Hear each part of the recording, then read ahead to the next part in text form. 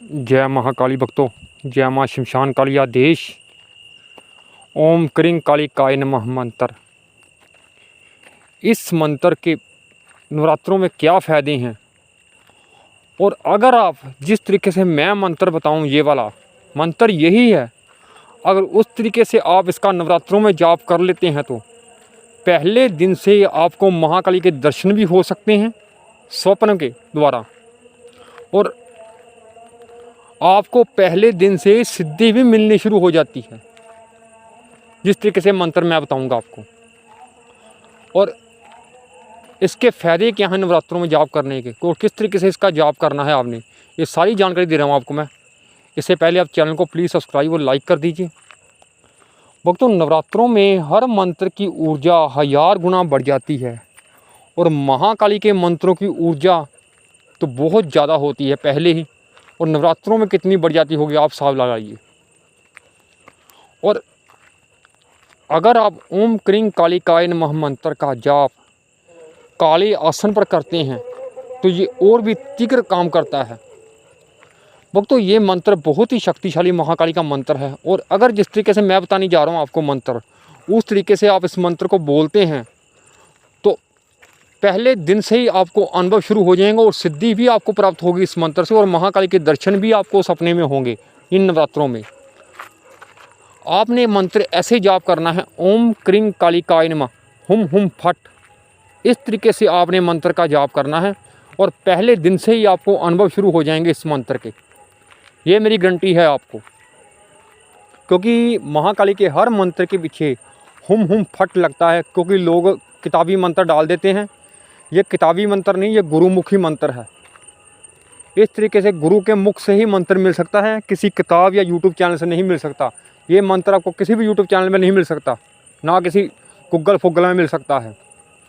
और इसका जाप कैसे करना है आपने भक्तों, आपने इसका जाप सिर्फ आपने काले आसन पर ही करना है। वैसे आप किसी भी आसन पर कर सकते हैं, लेकिन अगर तीव्र फल चाहते हैं मंत्र का तो आपने काला आसन, काला सर पर कपड़ा रखकर और सरसों के तेल का दीपक जलाना है। कई लोग घी का दीपक जलाते हैं, लेकिन आप सरसों के तेल का दीपक जलाते हैं तो इस मंत्र की शक्ति बहुत बढ़ जाती है। और मंत्र का जाप जब आप करते हैं तो ध्यान सिर्फ मंत्र की तरफ दिया कीजिए। ध्यान आपका कहीं और होता है, मंत्र आप जहाँ बैठे होते हो ध्यान आपका कहीं और पहुंचा होता है। ध्यान लगाना सीखें, कोशिश करें ध्यान लगाने की। क्योंकि जो मंत्र हम बोल रहे हैं वो पूरी तरह के हमारे कान सुने कि हम क्या बोल रहे हैं, कितना बार हो चुका है, कितनी माला हो चुकी है, हमें याद तक नहीं, कईयों को याद तक नहीं होता भी हमने कितनी माला कर दी है। इसलिए इन मंत्रों की तरफ पूरा ध्यान दीजिए, ताकि उस मंत्र की ऊर्जा हमारे अंदर आती है। और आपका जब ध्यान लगना शुरू हो जाता है तो फिर आपको मंत्रों में मज़ा आने लग जाएगा। ये मंत्र आप 10 माला करेंगे, आपको 11 माला करने को दिल करेगा, ऐसे आपको हो जाएगा। और मंत्र की सारी ऊर्जा आपके अंदर आती है। और जो पानी जल आपने सामने रखा है, उस जल को अगर आप पी लेते हैं तो और भी ऊर्जा आपके अंदर आ जाती है। इससे क्या होता है कि महाकाली की सिद्धि होती है जो हमारे अंदर आती है, और हम किसी की नेगेटिव ऊर्जा को हटाने में सक्षम हो जाते हैं। उसके बाद अगर आपको गुरु धारण कर लेते हैं तो छठ कर्मों की सिद्धि कैसे मिलती है वो भी आपको पता चल जाता है कि मारण वशीकरण सम्मोहन कैसे करते हैं, क्योंकि इस मंत्र से सभी काम होते हैं।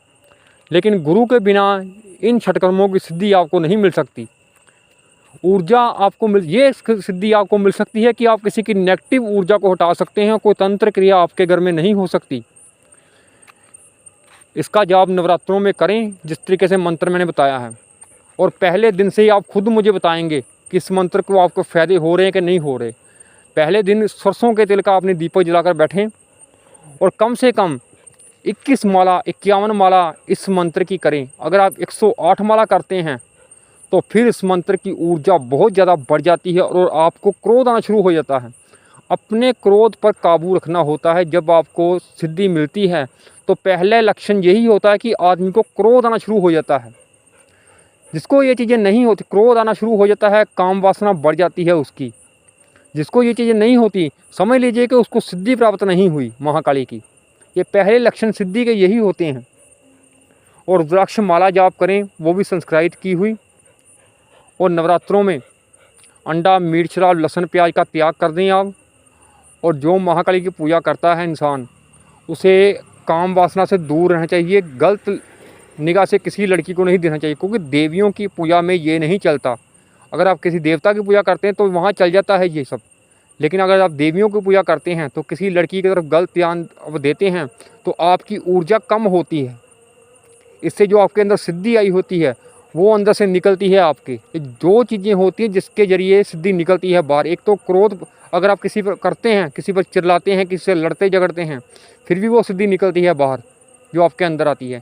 इसलिए इन दो चीज़ों पर कंट्रोल रखकर जिस तरीके से मैंने मंत्र बताया है उस तरीके से आप मंत्र का जाप करें, ओम क्रीं कालिकाय नमः हुम हुम फट।